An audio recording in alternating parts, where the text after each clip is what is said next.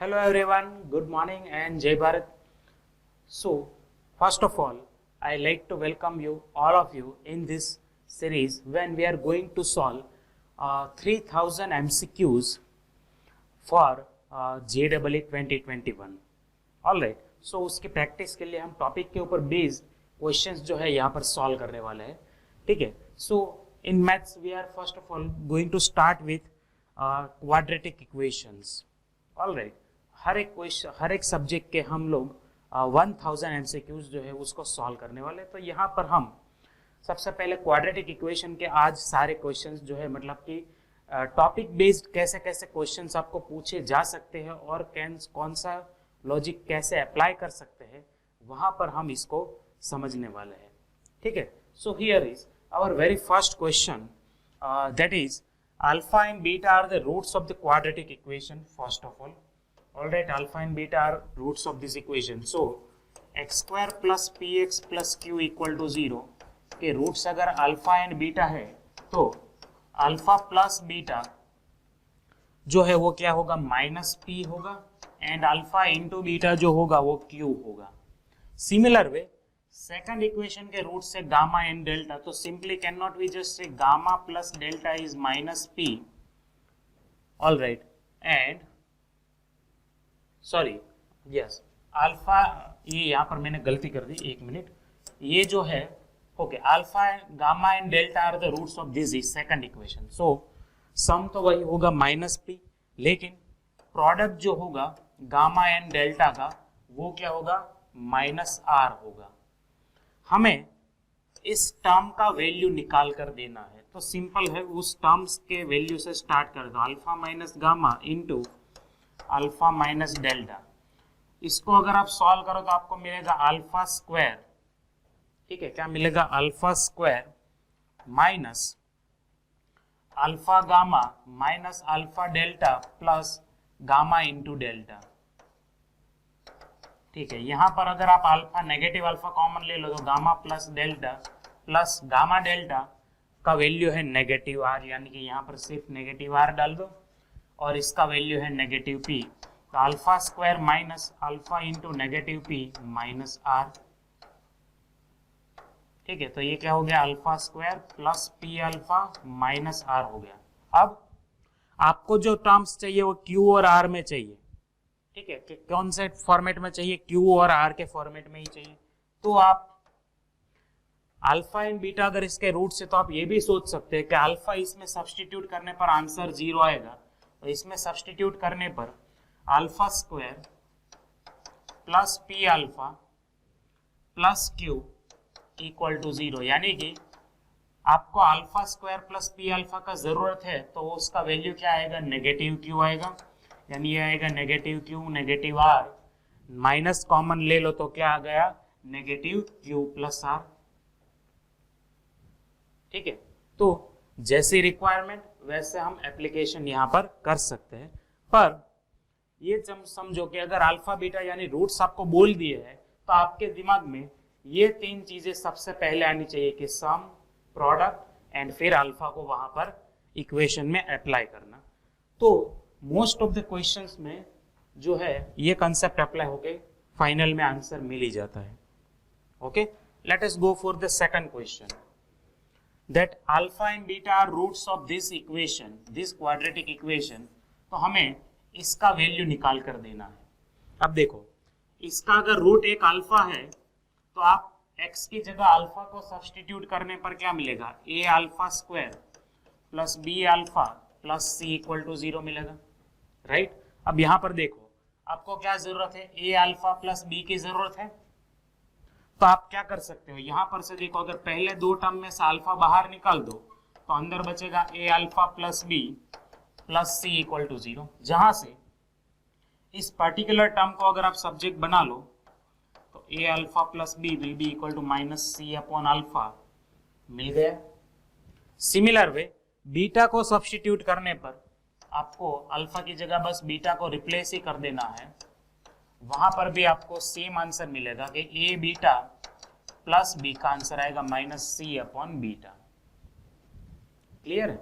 अब इसकी वैल्यूज वहां पर रिप्लेस कर लो। चलो तो वैल्यू रिप्लेस कर देने पर क्या मिल रहा है, रेसिप्रोकल करना पड़ेगा, यानी माइनस अल्फा अपॉन सी आएगा और प्लस यहाँ पर आएगा माइनस बीटा अपॉन सी। तो बीच का प्लस निकाल देते हैं, माइनस कर देंगे, माइनस 1 अपॉन सी कॉमन ले ले तो अंदर बचा सिर्फ अल्फा प्लस बीटा। अगर अल्फा बीटा इसके रूट से तो अल्फा प्लस बीटा का वैल्यू क्या आएगा, माइनस बी अपॉन ए आएगा।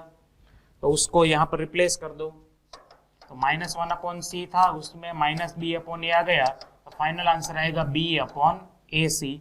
That's option b here.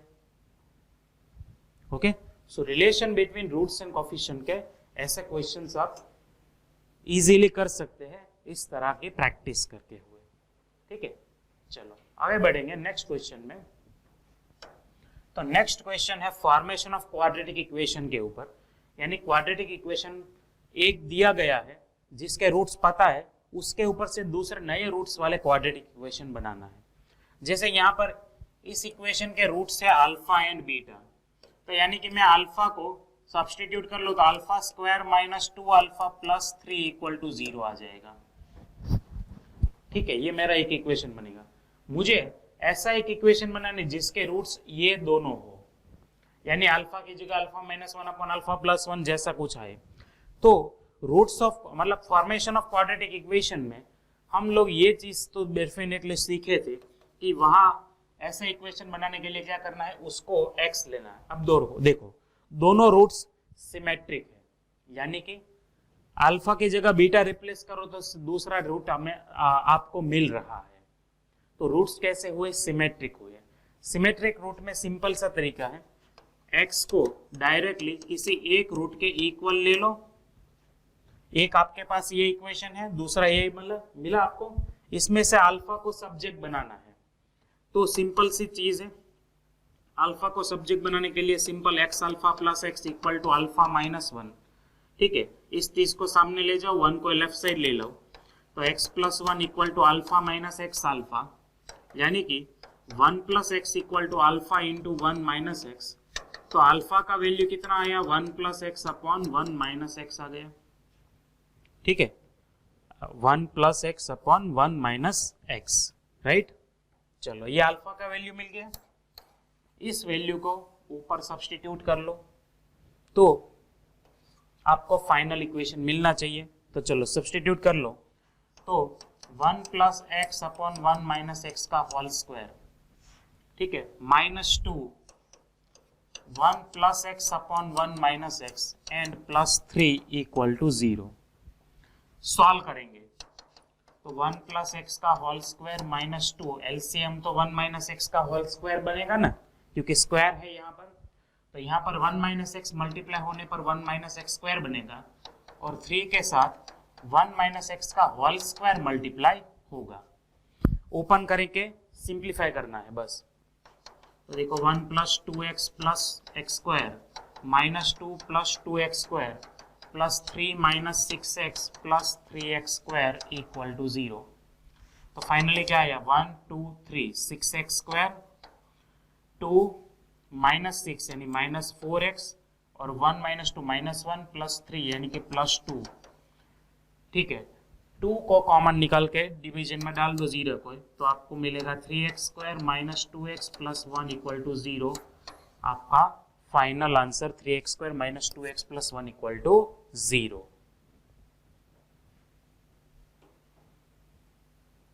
आ रहा है समझ में कि formation of the quadratic equation के ऊपर कैसे करेंगे क्वेश्चन।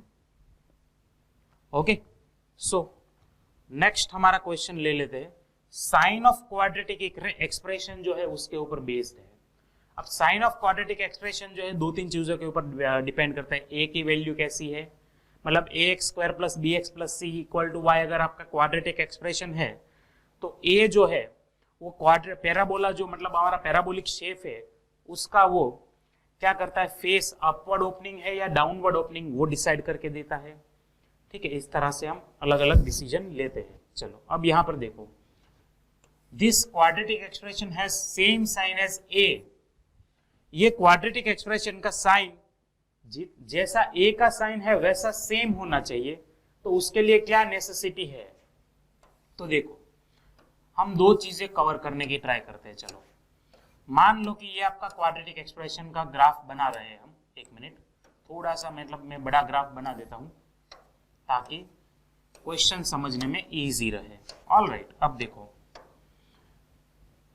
अगर a का साइन ग्रेटर देन 0 है, इफ a ग्रेटर देन 0 तो y भी ग्रेटर देन 0, यानी y का हर एक आंसर 0 से ग्रेटर होना चाहिए, यानी कि ग्राफ जो है वो x एक्सिस के ऊपर रहना चाहिए। a ग्रेटर देन 0 है तो ग्राफ x एक्सिस के ऊपर रहना चाहिए। तो उसके लिए क्या जरूरी है कि वो ग्राफ का कोई भी पार्ट एक्सिस को इंटरसेक्ट करके नीचे नहीं जाना चाहिए, क्योंकि ये जो नीचे का पार्ट है वो क्या है, आपका नेगेटिव आंसर है ना। नीचे का जो पार्ट है वो आपको आउटपुट नेगेटिव दे रहा है, जो हमें चाहिए नहीं।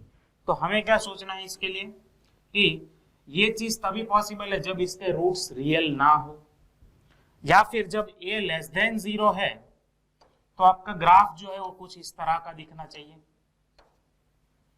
उसके केस में भी रूट्स तो रियल नहीं मिल रहे, यानी कि लेस देन 0 आना चाहिए डिस्क्रिमिनेंट। ठीक है, तो दोनों कंडीशन को सेटिस्फाई करने के लिए d चाहिए लेस देन 0, यानी कि b square minus 4ac should less than 0 indicates b square should less then 4ac। तो b square should less then 4ac, या फिर उसका उल्टा 4ac should greater then b square, यानी कि ऑप्शन बी। हो रहा है क्लियर क्या हो रहा है यहाँ पर, कैसे कब डिसीजन लेना है? ठीक है, सो ये क्या है, साइन ऑफ क्वाड्रेटिक एक्सप्रेशन जो है उनका इसके ऊपर बेस्ड क्वेश्चन है। ठीक है, चलो नेक्स्ट क्वेश्चन में चलते हैं। तो क्या बोल रहा है कि x is real then value of this expression does not exist between of this interval, between this interval exist नहीं कर रहे हैं। तो किसके बीच में एग्जिस्ट नहीं कर रही है वो हमें पता लगाना है। ओके, सो देखो लेट हम y ले लेते हैं x square plus 34x minus 71 divide by x square plus 2x minus 7। All right, अब यहां पर x जो है वो रियल है, x जो है वो रियल है, समझना। इसको सामने की साइड ले जाने के बाद x के टर्म का क्वाड्रेटिक एक्सप्रेशन जनरेट करेंगे। तो y(x square plus 2xy minus 7y equal to x square plus 34x minus 71, left side ले जाने पर x square into y minus 1 आएगा, x इंटू 2y माइनस 34 आएगा, and minus plus 71 minus 7y आएगा equal to 0। So as you can see, this is the quadratic expression in terms of x.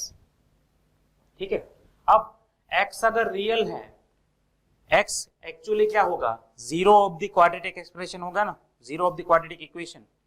तो अगर वो real है, imaginary नहीं है, that means discriminant should greater than equal to 0 होना चाहिए। तो for all x to be real discriminant should greater than equal to 0, हमें इसको फॉलो करना पड़ेगा। चलो, तो डिस्क्रिमिनेंट का ग्रेटर देन इक्वल टू 0 होने के लिए b स्क्वायर यानी कि 2y माइनस 34 का whole square minus 4ac greater than equal to 0, 2 बाहर निकाल के स्क्वायर बना देंगे तो 4 into y minus 17 whole square equal to 4 इन minus 4 y minus 1 71 minus 7y greater than equal to 0। 4 तो निकल गया कॉमन और 0 हो गया, ओपन कर लो तो y square minus 34y plus 289 multiply कर दो तो 71y minus 7y square minus 71 plus 7y greater than equal to 0। तो y स्क्वायर और प्लस 7y स्क्वायर यानी कि आएगा 8y स्क्वायर माइनस 34y, और ये 71 प्लस 7 यानी कितना आएगा 78, यानी कि माइनस 78y आएगा, और 289 प्लस 71 तो 289 प्लस 71 यानी कितना हो जाएगा 0, फिर 6 और फिर 1 यानी 360। All right, equal to 0। इसका क्या हो जाएगा 78 प्लस 34 यानी कि 12 और 7 4 11 112 हो जाएगा। चलो 112y minus 360 plus 360 equal to 0। Well all the terms are divisible by 8। ठीक है, तो 8 से डिवाइड करने पर वाई स्क्वायर 112 बाई 8 कर लेंगे तो 8 सा 1 8 होगा, यहाँ पर बचेगा 3 2 4 यानी 14y और 360 बाई 8 करेंगे तो कितना आएगा 360 बाई 8 1 मिनट 8 मैं क्या भूल गया क्या, ऐसा होगा क्या 8 4 32। ठीक है 8 4 32 तो यहाँ पर आएगा 32 यानी कि ये 40 45। ऑल राइट 45 आ गया यहाँ पर। ऑल राइट तो इस सॉरी यहाँ पर साइन लिखने में गलती कर दी, ग्रेटर देन इक्वल टू 0 है हर जगह पर। ऑल राइट तो इस एक्सप्रेशन को ग्रेटर देन इक्वल टू 0 बनाने के लिए इसका फैक्टराइजेशन क्या होगा, y माइनस 9 और y माइनस 5 होगा, और ग्रेटर देन 0 बनाने के लिए 5 और 9 अगर हम इनइक्वालिटीज का यूज करें तो यहाँ पर आएगा पावर दोनों का 1 है तो प्लस माइनस और प्लस यानी कि पॉजिटिव यानी ये वाला पार्ट। तो y will not lie between 5 and 9। y कहाँ पर लाई नहीं करेगा, 5 और 9 के बीच में लाई नहीं करेगा, यानी कि option D is your correct option. ठीक है, ऑप्शन डी जो है वहां पर वो मतलब कि y जो है उसकी वैल्यू 5 और 9 के बीच में लाई नहीं कर रही है। This is our conclusion finally. So ये है क्वाड्रेटिक इन क्वाड्रेटिक टाइप का इक्वेशन, यानी कि 2 बार क्वाड्रेटिक हमें जनरेट करना पड़ रहा था, क्योंकि पहला क्वाड्रेटिक x के टर्म में आया, दूसरा क्वाड्रेटिक d के ऊपर से y के टर्म में आ रहा है। उसको ग्रेटर देन बनाने के लिए इनइक्वालिटी इजी वे था, तो वहां पर हमने उसका यूज किया है। ओके, 5th क्वेश्चन देखते हैं।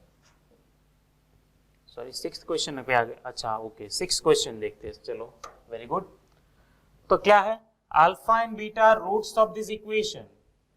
तो फाइंड करो set of values for p for which one root is less than 1 and other root is greater than 2। तो ये क्या है, लोकेशन ऑफ द रूट्स के ऊपर बेस्ड क्वेश्चन है। ठीक है, तो इसको ग्राफ बनाकर इजीली हम समझ सकते हैं। देखो क्या है, this quadratic expression has one root less than 1 other root greater than 2। तो मान लो हम यहाँ पर ऐसा अगर अपना ग्राफ बना ले तो देखो इसमें x स्क्वायर का कोफिशिएंट पॉजिटिव यानी ग्राफ जो है वो अपवर्ड फेसिंग है। ठीक है, मान लो यहाँ पर है 1 यहाँ पर है 2, तो अपना ग्राफ जो होगा वो समथिंग लाइक दिस होगा, क्योंकि एक रूट जो है वो 1 से लेस है, दूसरा रूट जो है वो 2 से ग्रेटर है। ठीक है, ये अपना ग्राफ हो गया। X square minus 2 times p, इसको ओपन कर देते हैं 2px minus minus plus 8p minus 15 equal to 0 का। ठीक है, क्वाड्रेटिक के परफेक्ट फॉर्म में हमने ला दिया ax square plus bx plus c equal to 0 में। अब इसके अकॉर्डिंग हमें p का सेट ऑफ वैल्यूज निकालना है। तो देखो क्या होगा कि अगर मैं f ऑफ 1 बना लूं तो f ऑफ 1 कैसा आएगा, लेस देन 0 आएगा। इंडिविजुअल चेक करना है, यहाँ पर प्रोडक्ट नहीं लेना है। ठीक है, क्योंकि f ऑफ 2 भी इवन क्या आएगा, लेस देन 0 ही आने वाला है। तो लोकेशन ऑफ रूट्स के थ्योरी में आपने ये चीजें पढ़ी है कि अगर दोनों नीचे की साइड जा रहे तो प्रोडक्ट नहीं करना है, क्योंकि पॉसिबल ऐसा भी है कि अगर दोनों का प्रोडक्ट पॉजिटिव आए तो दोनों ऊपर की साइड भी हो सकते हैं, ये पॉसिबल है। तो उस दूसरी पॉसिबिलिटी को एलिमिनेट करने के लिए इंडिविजुअल चेक करेंगे। तो देखो पहला चेक करो, f ऑफ 1 ग्रेटर देन 0 आना चाहिए, तो 1 लगा दो, तो 1 minus 2p plus 8p minus 15 greater than 0। तो ये क्या होगा, 6p माइनस 14 ग्रेटर देन 0, यानी कि p शुड ग्रेटर देन 7/3। ये पहली कंडीशन का आंसर मिला। अब f(2) ग्रेटर देन 0 के लिए करेंगे। चलो f(2) ग्रेटर देन 0 तो वहां पर रख दो, तो 4 minus 4p plus 8p minus 15 greater than 0। तो वो क्या आ गया, 4p माइनस 11 ग्रेटर देन 0, यानी कि p should greater then 11/4। Sorry, मैंने एक्साइटमेंट में ही ज्यादा गलती कर दी लगती है, यहाँ पर लेस देन है ना, सॉरी। तो बस जरा सा चेंज है, लेस देन आना चाहिए सब जगह पर, तो वो भी कर दे देंगे। All right, now it is good.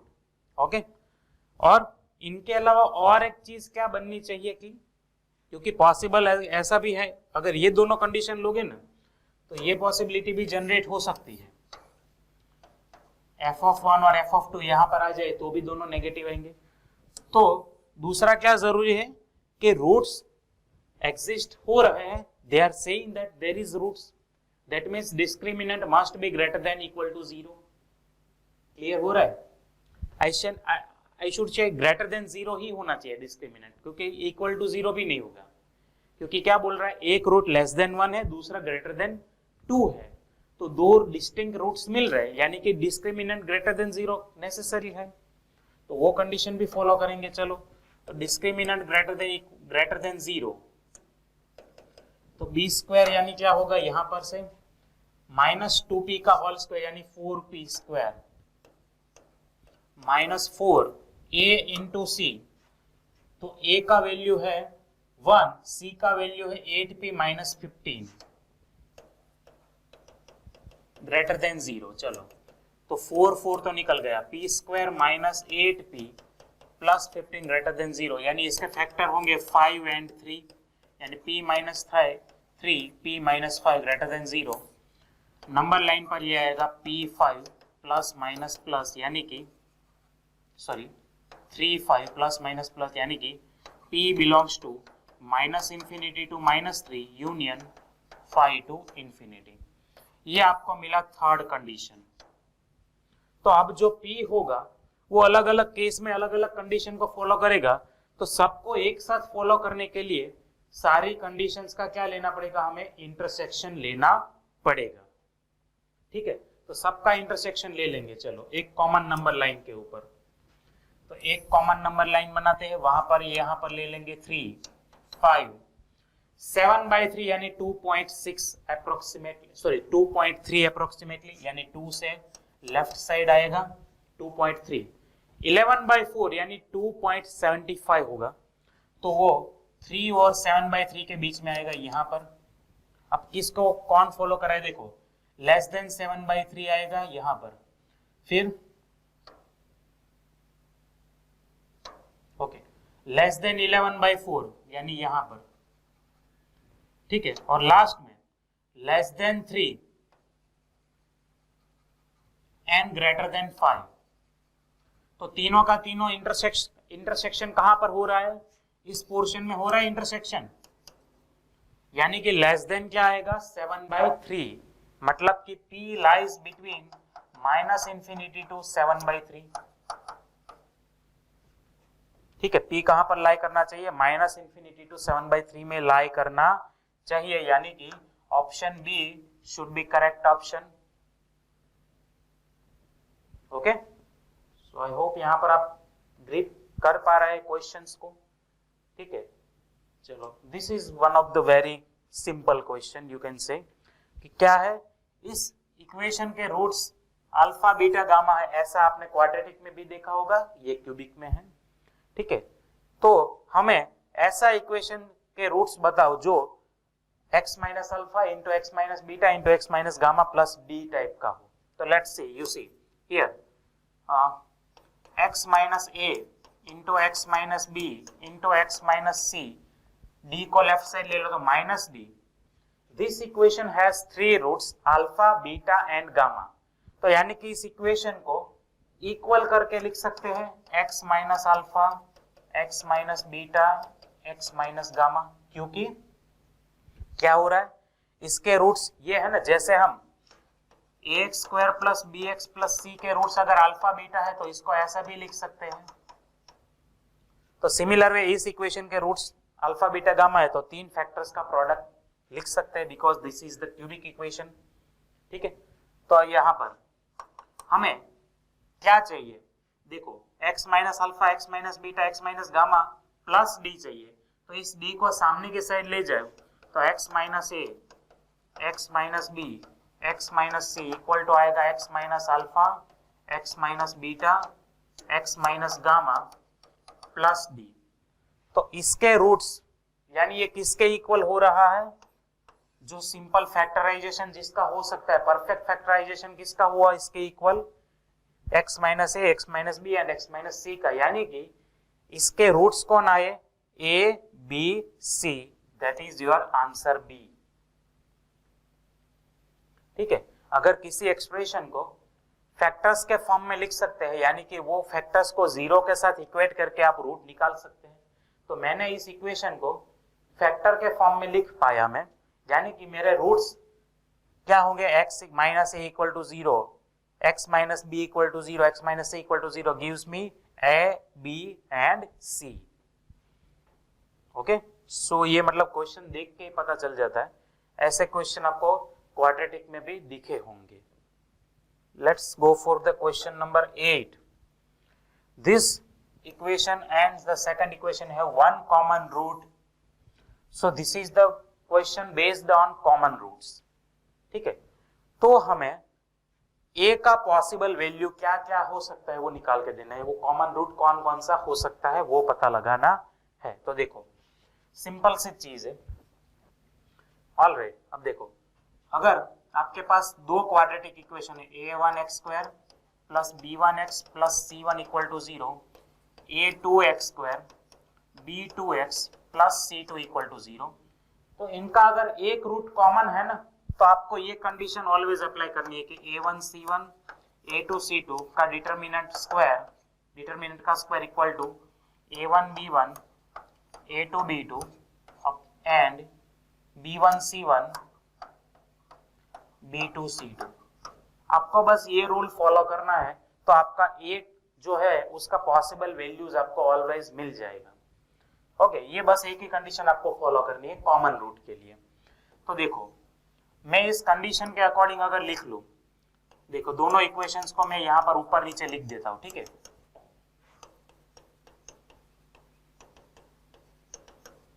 अब जो मैंने रूल बनाया, जो रूल लिखा था उसके अकॉर्डिंग अगर मैं लिखूं तो a1 c1 यानी कि 1a, a1 यानी x स्क्वायर का कोफिशिएंट, c1 यानी कांस्टेंट टर्म पहले का, यहाँ पर a2 c2 यानी 1 2a, उस डिटरमिनेंट का स्क्वायर करेंगे इक्वल टू a1 b1 यानी 1 माइनस 11, a2 b2 यानी 1 माइनस 14, दूसरा डिटरमिनेंट b1 c1 यानी minus 11a and minus 14 2a।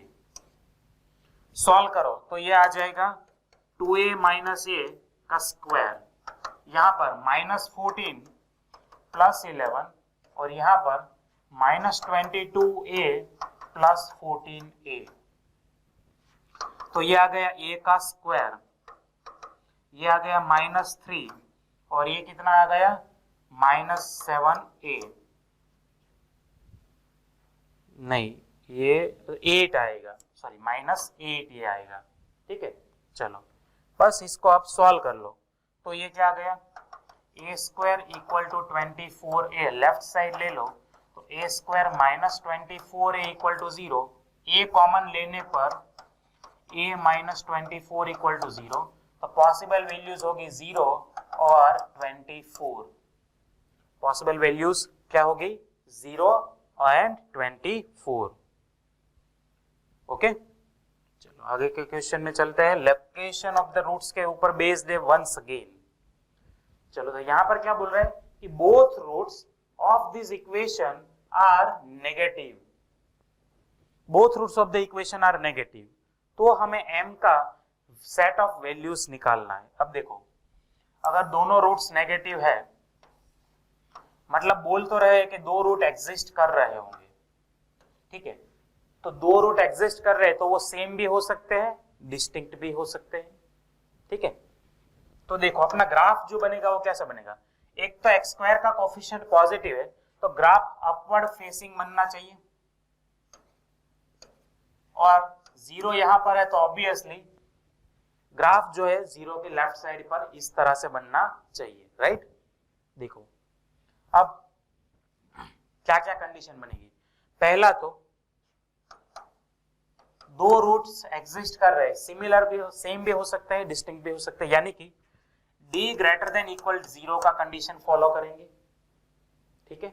दूसरी चीज, जीरो के लेफ्ट साइड कंफर्मेशन के लिए, अब देखो d ग्रेटर देन जीरो तो कहीं पर भी हो सकता है तो वो कंफर्मेशन नहीं देता, कंफर्मेशन कौन देगा, हमारा वर्टेक्स देगा। तो वर्टेक्स यहां पर लाई करता है जिसका कोऑर्डिनेट्स होता है -b/2a एंड -b/4a। तो वर्टेक्स का x कोऑर्डिनेट क्या है, -b/2a, वो होना चाहिए लेस देन जीरो। दूसरी कंडीशन फॉलो करेंगे, -b/2a लेस देन जीरो होना चाहिए, ठीक है।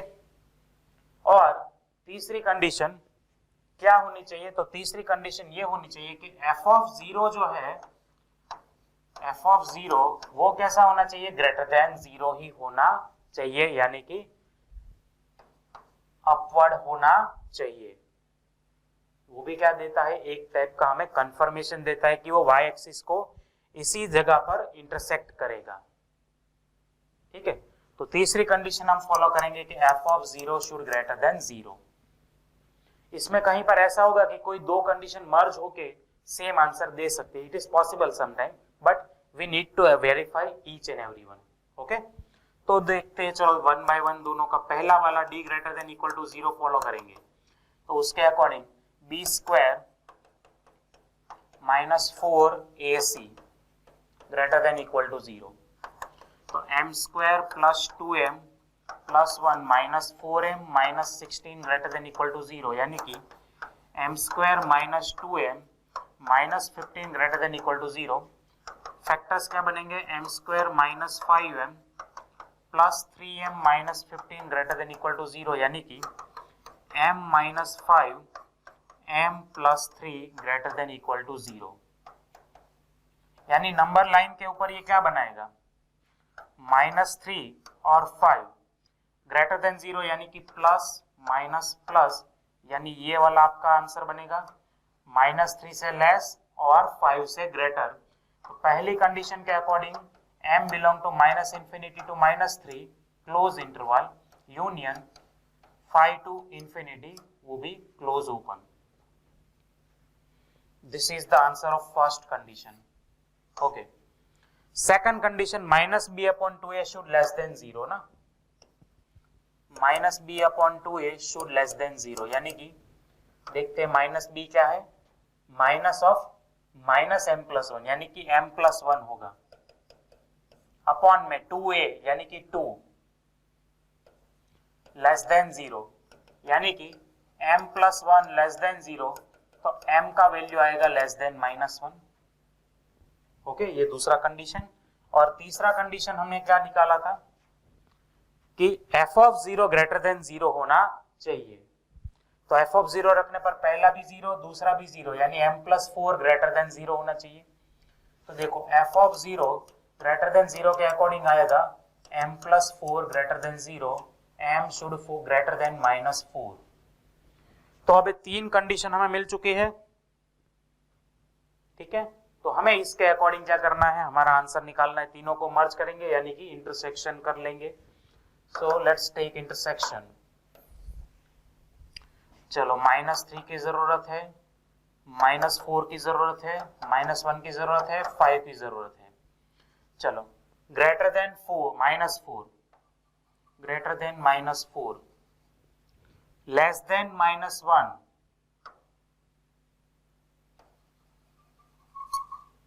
लेस देन -1, ठीक है। फिर और क्या चाहिए, -3 से -∞ से -3 और 5 से greater.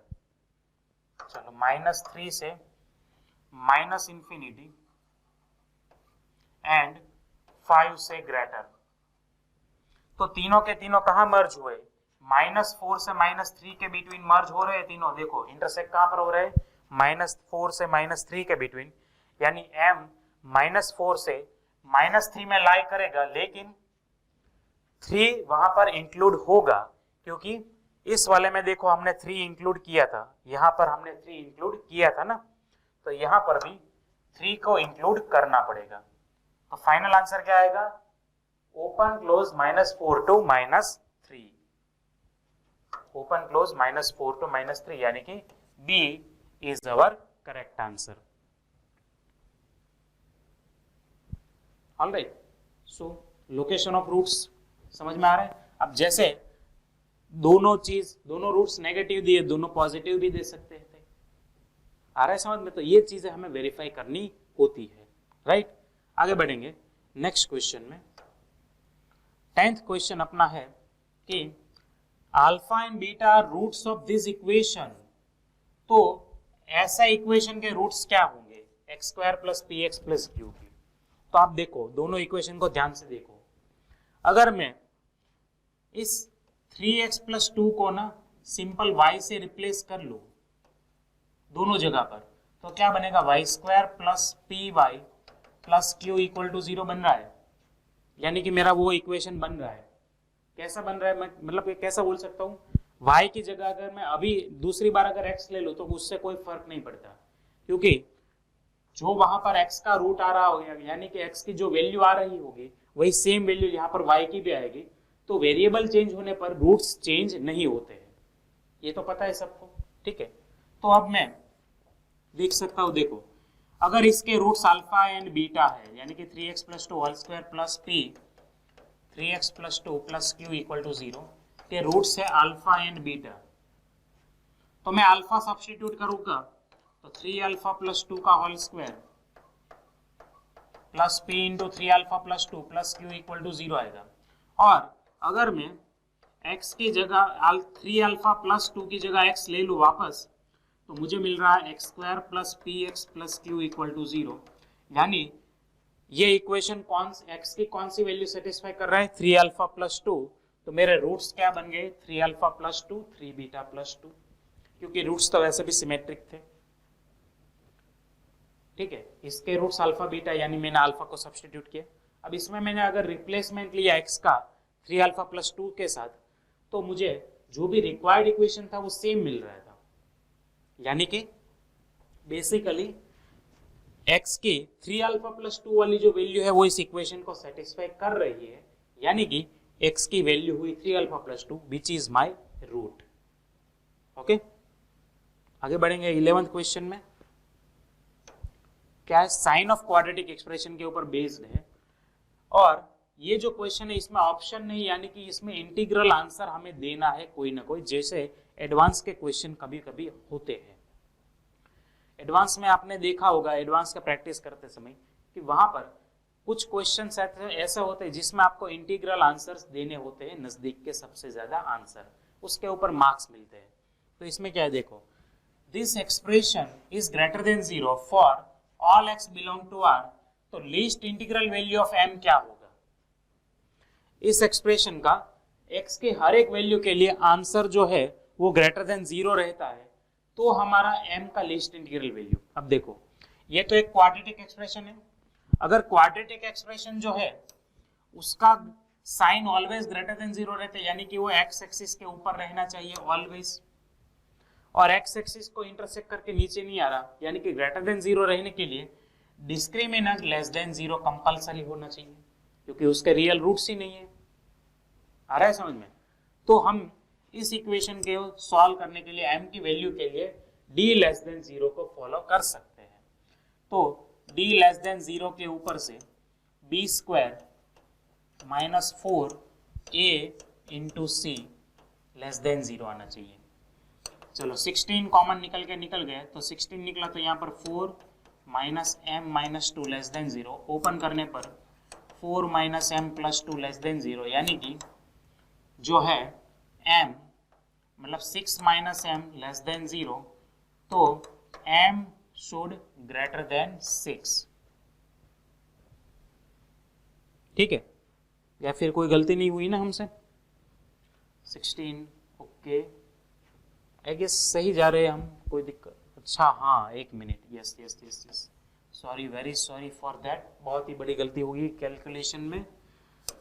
B square minus 4a into c, yes c लेना हम भूल गए थे। अब इसको सॉल्व करेंगे, चलो तो क्या होगा, 4 तो निकल जाएगा, यानी कि यहाँ पर बचेगा 16 माइनस, दोनों को मल्टीप्लाई कर दो तो m square minus 2m plus 4m minus 8 less than 0, bracket open करने पर 16 minus m square plus 2m यानी कि 2m माइनस 2m बनेगा फाइनली, और प्लस 8 लेस देन 0, तो minus m square minus 2m plus 24 less than 0, -1 से दोनों side multiply करने पर m square plus 2m minus 24 less than 0, तो इसके फैक्टर्स बनेंगे 6 4।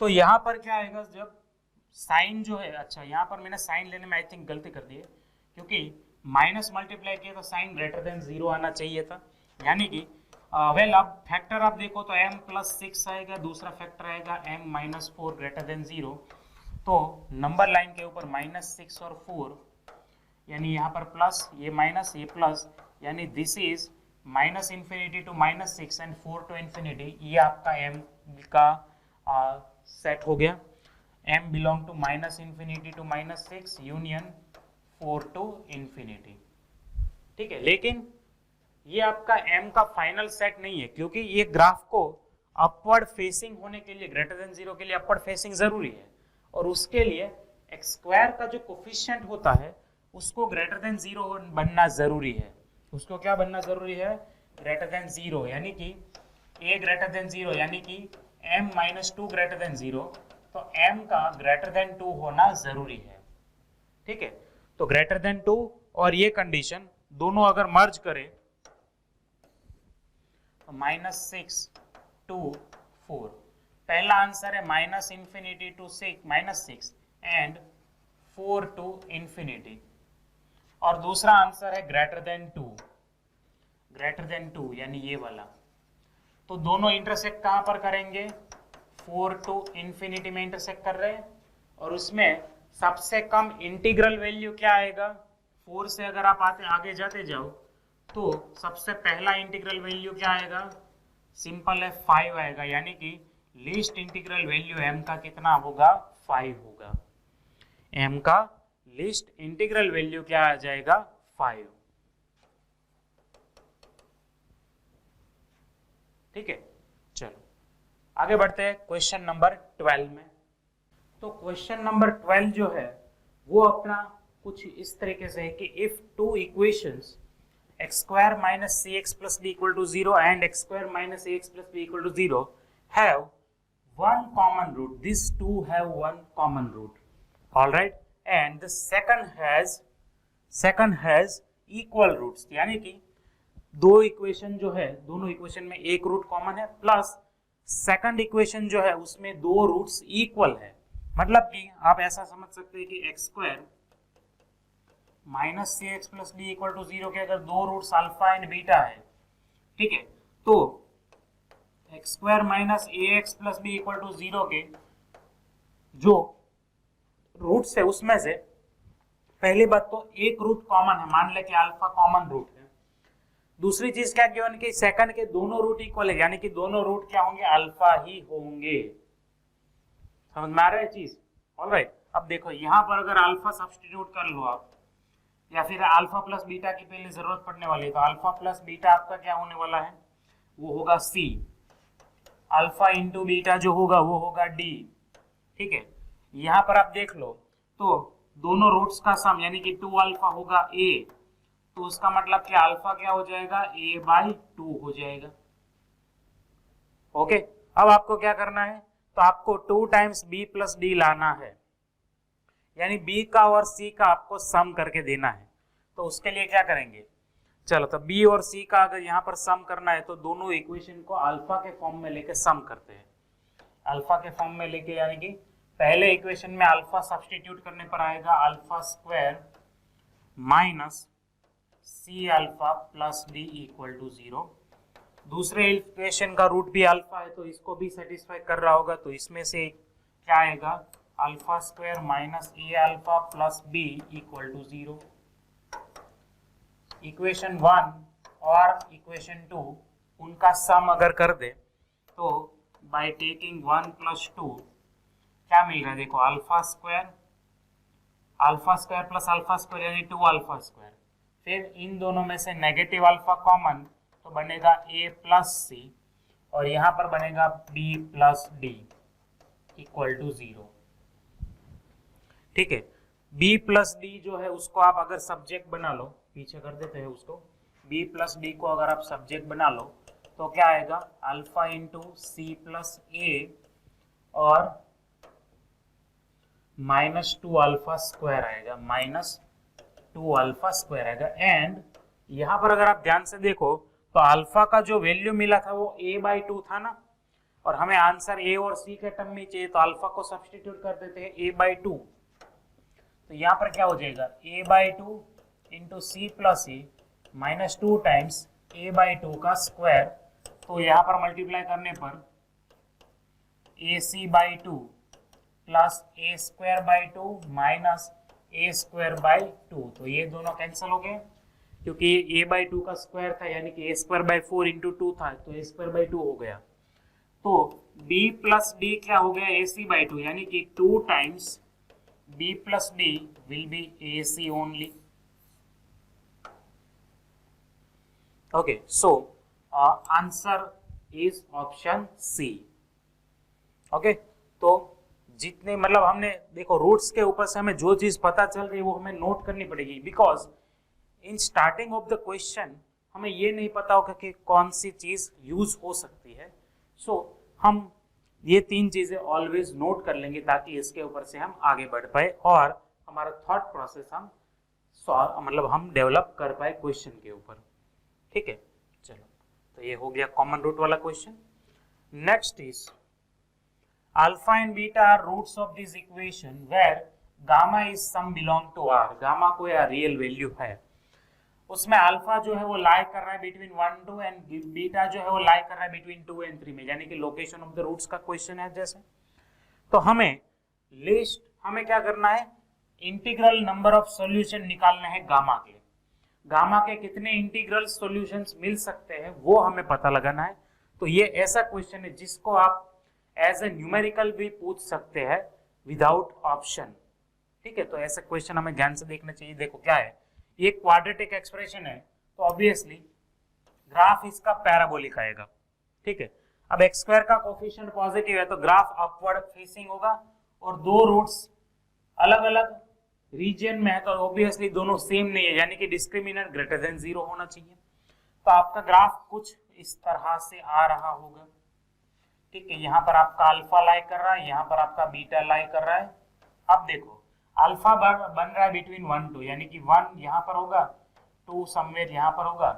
बीटा लाई कर रहा है 2 3 में यानी कि 3 समवेयर यहाँ पर होगा। Getting it? अब इसमें देखो तो गामा का रेंज हमें निकालना है तो हम क्या ऐसा सोच सकते हैं कि f(1) जो होगा वो ग्रेटर देन 0 होगा, f(2) डेफिनेटली लेस देन 0 ही चाहिए, f(3) डेफिनेटली ग्रेटर देन 0 ही चाहिए, होना चाहिए, सीधी बात है। और डिस्क्रिमिनेंट भी ग्रेटर देन 0 होना बनता है। तो पहले डिस्क्रिमिनेंट ग्रेटर देन 0 बना देते हैं। चलो, तो b² यानी 16 का स्क्वायर माइनस 4 इंटू 4ac यानी कि 4 गामा ग्रेटर देन 0। 16 तो निकल गया तो 16 माइनस गामा ग्रेटर देन 0 यानी कि गामा जो है वो लेस देन 16 होगा। पहला कंक्लूजन, राइट। आगे बढ़ेंगे, दूसरी केस की जरूरत पड़ेगी, f(1) ग्रेटर देन 0 की जरूरत पड़ेगी। चलो f(1) ग्रेटर देन 0 की 1 डाल दो तो यहाँ पर आएगा 4 minus 16 plus gamma greater than 0 यानी कि गामा माइनस 12 ग्रेटर देन 0। तो गामा का वैल्यू जो है वो 12 से ग्रेटर रहेगा, 12 से ग्रेटर रहेगा, 16 से लेस रहेगा। f(3) में चलते हैं क्योंकि f(3) भी ग्रेटर देन 0 चाहिए ना। चलो, तो f(3) को ग्रेटर देन 0 बनाने पर 9 4 36 minus 48, 36 minus 48 plus gamma greater than 0 यानी कि once again gamma minus 12 greater than 0, gamma should greater than 12। तो f(1) और f(3) का कंडीशन सेम दे रहा है, और दूसरा चाहिए f(2), मतलब डिस्क्रिमिनेंट तो हमने ऑलरेडी ग्रेटर देन ले लिया, तो f(2) उसमें इंक्लूड हो जाना चाहिए था ना, ठीक है, तो उसकी हमें जरूरत नहीं है, फिर भी वेरिफिकेशन के लिए ले लेते हैं f(2) लेस देन 0। चलो f(2) less than 0, cross verification बहुत बढ़िया होता है। सो 4 4 16 माइनस 32, ठीक है, 16 minus 32 less plus gamma less than 0, यानी कि यहाँ पर दिख रहा है गामा माइनस 16 लेस देन 0, तो गामा लेस देन 16 दे रहा है कंडीशन, समझ में आ रहा है? तो गामा ग्रेटर देन 12, ठीक है, greater than 12 less than 16, integral क्या क्या आता है 13 14 15, तो पॉसिबल वैल्यूज क्या हो गई 13 14 और 15, मतलब कि नंबर ऑफ इंटीग्रल सॉल्यूशन हुए 3, नंबर ऑफ इंटीग्रल सॉल्यूशन कितने होंगे 3 होंगे। ओके, आगे बढ़ते हैं नेक्स्ट क्वेश्चन में। Alright, this one is based on theory of equations, ठीक है, तो थियरी ऑफ इक्वेशंस में आपने 3 रूट्स वाले यानी कि क्यूबिक इक्वेशंस के बारे में पढ़ा होगा। तो हमें एक क्यूबिक इक्वेशन जो दिया गया है उसके रूट से अल्फा बीटा गामा, तो हमें इस चीज का वैल्यू निकालना है। तो ये क्या लिखा है समझो, समेशन लिखा है alpha upon beta plus beta upon alpha. तो इसका मीनिंग क्या है कि अपने पास जितने भी रूट है उसमें ऐसे पेयर्स का वैल्यू सम करते जाना है, यानी कि आपको सम फाइंड करना है। ये सम जो है ना, इसको अगर आप एक्सपांड करो तो आपको क्या दिखेगा, अभी अल्फा बीटा यूज किया यानी कि वो तो आएगा ही, फिर बाद में बीटा और गामा यूज करते हैं तो कुछ यू बनेगा, और फिर बाद में लास्ट में अल्फा एंड गामा यूज करेंगे, मतलब आपको पेयर वाइज दो को यूज करके जाना है और सम करते जाना है, ठीक है। अब थियरी ऑफ इक्वेशन में हम सीखा है कि sum of all roots is always minus b upon a, यानी -1/2 होता है। फिर product sum of products of the two roots, sum of product of the two root that will be 0, क्योंकि x का कोफिशिएंट 0 है c/a के according, and product of the all roots will be -b upon a, यानी कि 7/2 होगा। अब हमें a value निकालना है, तो इसमें डायरेक्ट अगर एलसीएम करेंगे तो डेफिनेटली थोड़ी दिक्कत तो रहेगी, क्योंकि हमें दिख रहा है कि अगर आप एलसीएम करेंगे तो बहुत ज्यादा कॉम्प्लिकेटेड टर्म्स आएंगे, ठीक है। तो समझना, जो मैं अब यहाँ पर आपको अंडरलाइन करके बताता हूँ उसको आप ध्यान में देखो। अल्फा अपॉन बीटा और गामा अपॉन बीटा लो, उसमें से 1 अपॉन बीटा कॉमन ले लो तो अंदर बचेगा अल्फा प्लस गामा।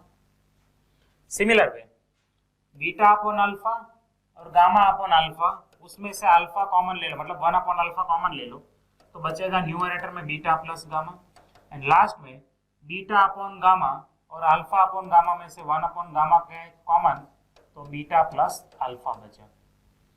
अभी ये जो ब्रैकेट है न्यूमरेटर का, उसकी वैल्यू आप पहले इक्वेशन के ऊपर से निकाल सकते हैं। तो देखो वो क्या आएगी, -1/2 minus beta divide by beta. Similar way यहाँ पर -1/2 माइनस अल्फा अपॉन अल्फा, और लास्ट में -1/2 माइनस गामा अपॉन गामा आएगा, ठीक है। न्यूमरेटर को स्प्लिट कर देते हैं, तो -1/2 बीटा -1, -1/2 अल्फा -1, ठीक है, -1/2 गामा -1, तो -1 बन गया -3। बाकी तीनों में से -1/2 बाहर निकाल दो तो अंदर बचेगा 1 upon alpha plus 1 upon beta plus 1 upon gamma. LCM लेकर सॉल्व करो तो ऊपर आएगा alpha beta plus beta gamma plus alpha gamma. क्या आएगा ऊपर, alpha beta plus beta gamma plus alpha gamma, यानी कि -3 -1/2 alpha beta beta gamma alpha gamma divide by alpha beta gamma. लेकिन इसका वैल्यू कितना आया था, रूट्स का दो प्रोडक्ट का सम वो 0 आया था, यानी कि ये चीज पूरा जो है वो 0 हो गया, तो आंसर आएगा सिर्फ -3। ऑलराइट, तो ये भी इंटीग्रल टाइप का आंसर था जिसका आंसर आएगा -3। समझ में आ रही चीज? ओके, तो थियरी ऑफ इक्वेशन के क्वेश्चंस क्यूबिक में आपको इस तरह से पूछ सकते हैं। इसमें खास करके आपको ये जो चीज है यहाँ पर ब्रैकेट वाली, मतलब सम वाली, उसको आप खास एक्सपांड कैसे करते हैं वो चीज समझना सबसे ज्यादा जरूरी है, वो क्या इंडिकेट कर रहे हैं। यहाँ पर दो दो रूट्स लिया है, यानी कि आपको पैर में दो रूट लेकर इस फॉर्म में सम करते जाना है, जितने भी रूट्स का पैर बन रहा है उसके अकॉर्डिंग। हो रहा है क्लियर? ऑलराइट, 15th क्वेश्चन में आगे बढ़ते हैं। तो क्या बोल रहा है कि this equation has bracket number of solutions, blank number of solutions. इस इक्वेशन के कितने सॉल्यूशन है वो हमें पता लगाने हैं। तो ये देखो बहुत ही सिंपल क्वेश्चन है, ठीक है, बस ग्राफ देखकर भी आप इसको सॉल्व कर पाएंगे। देखो इक्वेशन का जो लेफ्ट साइड है वो पाई रेज टू एक्स है। वो क्या है? पाई रेज टू एक्स, यानी अप्रोक्सीमेटली 3.14 रेज टू एक्स। तो आप ए पावर एक्स का ग्राफ जानते हैं सब लोग। ए पावर एक्स फॉर ए जो है ग्रेटर देन 1, उसके लिए क्या आता है? कुछ ऐसा ग्राफ आता है जो यहां 0 1 में से पास होता है। अब ए का वैल्यू 1 से ग्रेटर कोई भी हो, ग्राफ यही रहता है। मतलब इसके अकॉर्डिंग ए के वैल्यू के अकॉर्डिंग थोड़ा थोड़ा चेंज होता है, लेकिन बेसिक शेप ऐसा ही रहता है। तो ये मैं pi raise to up to x बोल सकता हूं, ठीक है। फिर राइट साइड जो टर्म है -2x² + 6x - 9, इसमें x² का कोफिशिएंट नेगेटिव है, यानी कि ये टर्म डाउनवर्ड ओपनिंग होगा। पर डाउनवर्ड ओपनिंग तो कैसा भी हो सकता है, ठीक है, दोनों में से कोई भी हो सकता है। तो हम क्या करेंगे? डिस्क्रिमिनेंट का सहारा लेते हैं। डिस्क्रिमिनेंट क्या बोलता है कि वो तो है b² - 4ac, यानी कि 36 माइनस माइनस प्लस और फिर -72, यानी लेस देन 0 है। अब d लेस देन 0 है, यानी कि equation do not have real roots, ठीक है, वो रियल रूट्स नहीं है, प्लस डाउनवर्ड ओपनिंग है। तो अगर ये रियल रूट्स नहीं है इसके, तो एक्सप्रेशन का साइन ऑलवेज कैसा रहेगा? लेस देन 0 रहेगा, क्योंकि x² का कोफिशिएंट नेगेटिव है। यानी कि ये आपका जो ग्राफ होगा वो समथिंग लाइक दिस बनेगा। नीचे की साइड ओपनिंग, ठीक है, और डिस्क्रिमिनेंट लेस देन 0 है, तो एक्सिस को क्रॉस नहीं करता है, एक्स एक्सिस को। तो अब देखो पाई रेज टू एक्स जो है वो एक्स एक्सिस को नीचे की साइड कभी भी क्रॉस नहीं करता, और ये ग्राफ जो है पैराबोला वो एक्सिस को ऊपर की साइड कभी भी क्रॉस नहीं कर रहा। So basically they will not intersect at any point, वो कभी एक दूसरे को मिल ही नहीं सकते। अगर वो मिल नहीं सकते तो उनका कोई कॉमन सॉल्यूशन नहीं बनता। समझ में आ रहा है? उनका कोई कभी भी कॉमन सॉल्यूशन नहीं बना सकते। So you can say it has actually 0 solutions. हो रहा है क्लियर? इस इक्वेशन के कितने सॉल्यूशन होंगे? 0, क्योंकि दोनों ग्राफ कभी मिलेंगे ही नहीं, दैट्स वाई। तो इस टाइप का कोई भी क्वेश्चन है, मेथड यही है। e पावर x का मतलब a पावर x का ग्राफ बना दो, a की वैल्यू लेस देन 1 है या ग्रेटर देन 1 है उसके according, and later on quadratic का डिस्क्रिमिनेंट लेकर आप लोकेट कर सकते हो ग्राफ को, ठीक है। नेक्स्ट क्वेश्चन देखते हैं, नंबर 16। सो क्या बोल रहे हैं कि alpha beta are roots of this equation and alpha plus h beta plus h are roots of second equation, then what is the value of h? ठीक है, चलो अल्फा बीटा इस इक्वेशन के रूट्स है मान लिया, चलो तो यानी कि रूट्स का सम क्या होगा? सम ऑफ द रूट्स होगा -b/a and product of the roots if जरूरत पड़ी तो c/a होगा। दूसरी बात px² + qx + r = 0 के रूट्स है alpha plus h and beta plus h, तो सम ऑफ द रूट्स आएगा alpha plus beta plus 2h जो होगा -q/b। Product of the roots की आई गेस अब जरूरत नहीं पड़ने वाली है, क्योंकि h का वैल्यू निकालना है, तो यहाँ से h को सब्जेक्ट बना लेते हैं। अल्फा प्लस बीटा तो ऑलरेडी है ना अपने पास, तो देखो अल्फा प्लस बीटा सब्स्टिट्यूट करो तो -b/a + 2h = -q/b।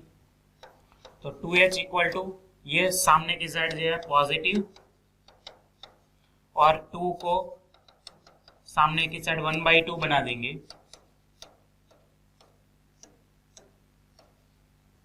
ऑलराइट, तो 1/2 b upon a minus q upon p, b option is the correct option. Okay, तो ये बहुत ही मतलब आई थिंक इजी क्वेश्चन था, relation between roots and coefficient वाला, है ना। आगे बढ़ेंगे 16th के बाद 17th। चलो क्या बोल रहा है, the difference between roots of this equation is less than √5, then set of values of a।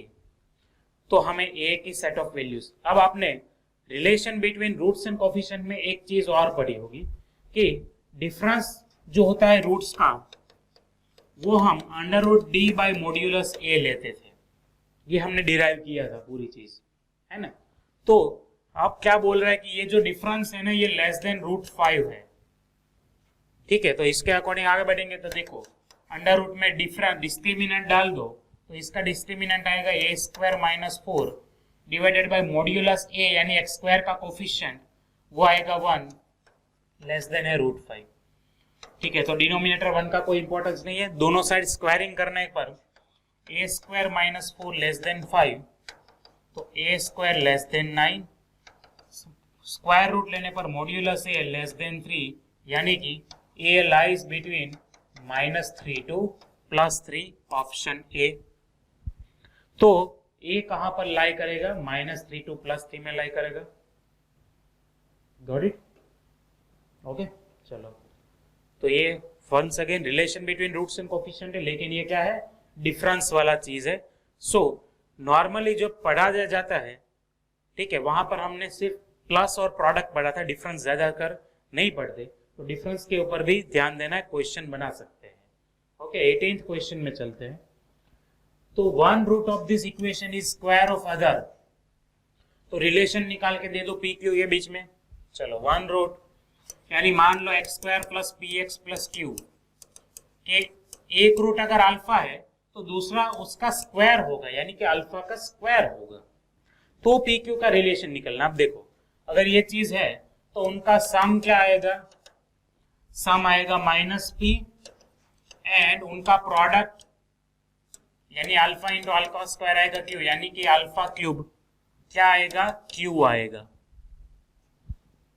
ठीक है, तो अब हमें दोनों को मर्ज करके पी क्यू का रिलेशन निकाल कर देना है, बस सिंपल।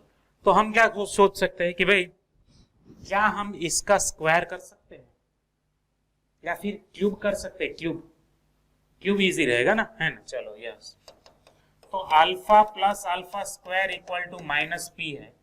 अब आप ये भी सोच रहे हो कि सर क्यूब के बारे में कैसे पता चलेगा, ऑप्शन देखो भाई, p का क्यूब है ना सब में, तो सब में अगर p का क्यूब है यानी कि क्यूब के ऊपर रास्ता बनना चाहिए ना, तो क्यूब ले लेते हैं। यहां पर एक्सपांड करो तो alpha cube plus alpha power 6 plus 3 alpha into alpha square, alpha plus alpha square equal to -p cube. चलो, अल्फा क्यूब का वैल्यू q, अल्फा पावर 6 आएगा q का स्क्वायर, ये आएगा 3 इंटू अल्फा क्यूब यानी कि q, और यहां पर आएगा -p equal to -p cube. इसको लेफ्ट साइड ले लो तो p क्यूब, ठीक है, फिर plus q -3p cube plus q square equal to 0, तो p स्क्वायर। ठीक है, यहां से देखो तो q सब में कॉमन निकाला, तो यहां से अगर -q कॉमन निकाले तो अंदर बचेगा 3p - 1 plus q square equal to 0, जो एग्जैक्टली ऑप्शन ए के जैसा सेम बन रहा है। ठीक है, option A is actually our correct option. Okay, तो मतलब ऑप्शन देखकर भी हमें रास्ता जो है वो पता लगाना पड़ेगा इस तरह से वहां पर। ठीक है, चलो क्वेश्चन 19 नंबर का देखते हैं। Alpha and beta be the roots of this equation where alpha is greater than beta. Okay, alpha power n minus beta power n के ऊपर एक टर्म जो है वो डिफाइन किया गया है, alpha power n minus beta power n equal to a n, ऐसा एक टर्म है डिफाइन किया गया है एन ग्रेटर देन 1 के लिए, इक्वल टू 1 के लिए। तो इस चीज का वैल्यू निकाल के दे दो। तो ये रूट्स ऑफ क्वाड्रेटिक इक्वेशन जो है उसमें relation between roots and coefficient के ऊपर बेस्ड है क्वेश्चन, या फिर ये ऐसे इक्वेशन के ऊपर जो है बेस्ड है जिसमें अल्फा को और बीटा को यहाँ पर सब्स्टिट्यूट किया जाता है।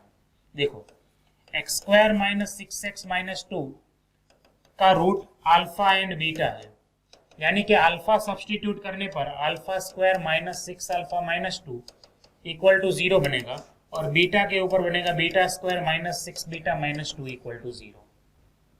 ठीक है, अब इसका वैल्यू निकालना है, तो वहां से अगर स्टार्ट करो तो a10 minus 2 times a8 upon 2 times a9, ये क्या होगा? देखो a10 यानी n का वैल्यू 10 लगा दो तो alpha power 10 minus beta power 10 minus 2, a8 यानी n का वैल्यू 8 लगा दो तो alpha power 8 minus beta power 8 divided by 2 alpha power 9 minus beta power 9। ठीक है, अब वैसे देखा जाए तो इक्वेशंस ऐसे है कि आपको डायरेक्ट में समझ में नहीं आएगा। ठीक है, तो क्या सोचेंगे? देखो अल्फा पावर 10 और अल्फा पावर 8 है, तो अल्फा पावर 8 अगर कॉमन निकाल दिया जाए, पहले ब्रैकेट ओपन करने के बाद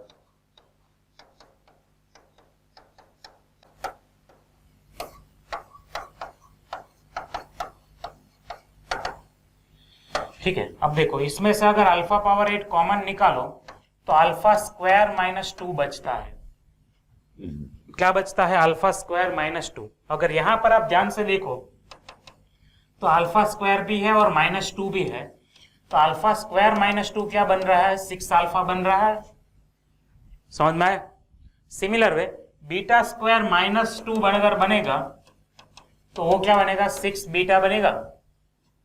ठीक है, तो हम उसका यूज कर पाएंगे। सिमिलर में माइनस बीटा पावर 8 निकाल दो तो बीटा स्क्वायर माइनस 2 बनेगा। अपॉन का जो टर्म है अभी वहां पर कुछ भी हमें नहीं मिल रहा है तो उसको हम एज इट इज छोड़ देंगे। चलो अल्फा स्क्वायर माइनस 2 और बीटा स्क्वायर माइनस 2 का रिप्लेसमेंट दे दो, तो वहां पर क्या बनेगा? Alpha power 8 into 6 alpha beta power 8 into 6 beta divided by 2 times alpha power 9 minus beta power 9।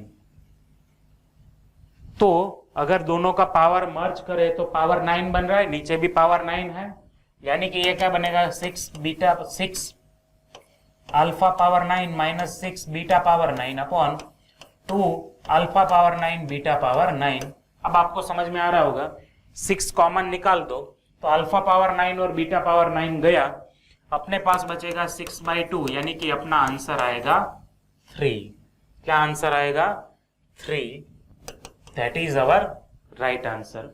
तो ये इंटीग्रल आंसर टाइप का क्वेश्चन था। ठीक है, यानी कि विदाउट ऑप्शंस। तो इसमें आपको अगर ये आप आंसर ला रहे हो तो पूरे मार्क्स मिलेंगे, अदरवाइज कुछ नहीं मिलेगा। ठीक है, नजदीक का आंसर सबसे लाना जरूरी होता है, लेकिन इंटीग्रल आंसर है तो परफेक्ट आंसर इसमें आ सकता है। ओके, तो ये एडवांस का क्वेश्चन था जो पूछा गया था। ऑलराइट, आई होप कि आपको समझ में आ रहा होगा कि क्या लॉजिक अप्लाई करना चाह रहे हैं वो लोग। सिंपल सा एक लॉजिक है कि अगर रूट्स इसका अल्फा बीटा है तो ये दो इक्वेशन हम बना सकते हैं, बस उस दो इक्वेशन का ही यहां पर बाद में यूज किया गया है। ओके, लास्ट क्वेश्चन देख लेते हैं आज का। All right, so here is our question which is the last question actually, but it is based on equation versus identity. तो इक्वेशन और आइडेंटिटी में अगर आपने याद किया हो तो क्या डिफरेंस है? इक्वेशन जो होते हैं, क्वाड्रेटिक इक्वेशन की अगर बात करें तो उसके नंबर ऑफ रूट्स जो होते हैं वो मैक्सिमम हमें उसके इंडेक्स के जितने मिल सकते हैं। यानी कि ये क्वाड्रेटिक इक्वेशन है एक्स स्क्वायर का, तो उसके मैक्सिमम रूट्स हमें 2 मिलेंगे। ठीक है, अब वो चाहे डिस्टिंक्ट भी मिल सकते हैं, सेम भी मिल सकते हैं, डजंट मैटर। पर आइडेंटिटी क्या होता है कि आइडेंटिटी में x की कोई भी वैल्यू वैलिड होती है, यानी कि उसके रूट्स जो होते हैं, नंबर ऑफ रूट्स, वो इनफाइनाइट होते हैं या फिर मोर देन 2 होते हैं। ठीक है, जैसे मैं x प्लस 3 का whole square equal to x square plus 6x plus 9 लिखूं ना, तो ये आइडेंटिटी है, क्योंकि ये x की हर एक वैल्यू के लिए सही होती है। LHS equal to RHS always होता है। ठीक है, पर अगर मैं ऐसा लिखूं कि x प्लस 3 का होल स्क्वायर इक्वल टू 0, तो ये क्या है, एक इक्वेशन है, क्योंकि इसका दोनों रूट क्या आएगा, -3 आएगा। समझ में आया? ओके, तो अब देखो क्या बताना चाह रहे हैं कि this equation here is possessing more than 2 roots, उसके मोर देन 2 रूट्स है। तो अगर 2 से ज्यादा रूट है तो वो तभी पॉसिबल है जब वो आइडेंटिटी बने। तो आइडेंटिटी के लिए क्या होगा कि अगर आपके पास ये क्वाड्रेटिक एक्सप्रेशन है या इक्वेशन है, इसको आइडेंटिटी बनाना है तो ए भी 0 चाहिए, बी भी 0 चाहिए, सी भी हमें 0 चाहिए होगा।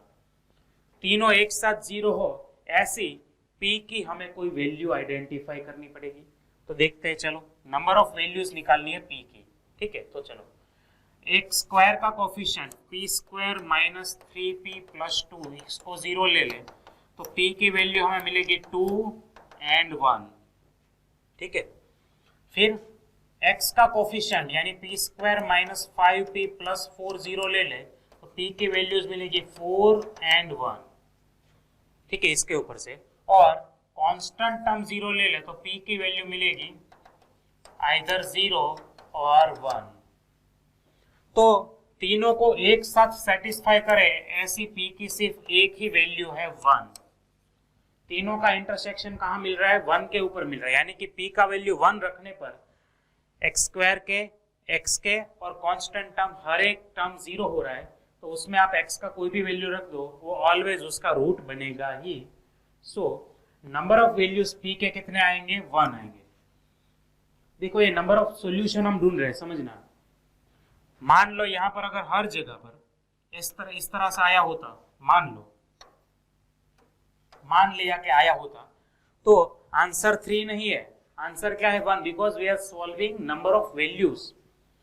ठीक है, p के कितने सॉल्यूशन अवेलेबल है, तो p का सिर्फ एक सॉल्यूशन ही अवेलेबल है, तो हमारा आंसर आएगा 1, यानी कि ऑप्शन बी। पूरा clear? Okay, so I hope कि क्वाड्रेटिक इक्वेशन के काफ़ी क्वेश्चन हमने यहाँ पर कर लिए हैं, 20 क्वेश्चन कर लिए हैं इस एक या फिर सवा घंटे में। ठीक है, तो इसमें आपको काफ़ी हेल्प मिल रही होगी एंड फर्दर आप प्रिपरेशन जो है उसके लिए अलग, मतलब आगे के जो चैप्टर है उनके लिए please wait for the next video, और वहाँ पर उसको सॉल्व करने के लिए पहले थियरीज जो है एक बार रिपीट कर लीजिए and then start solving with us. Okay, so see you then. Goodbye and Jai Bharat.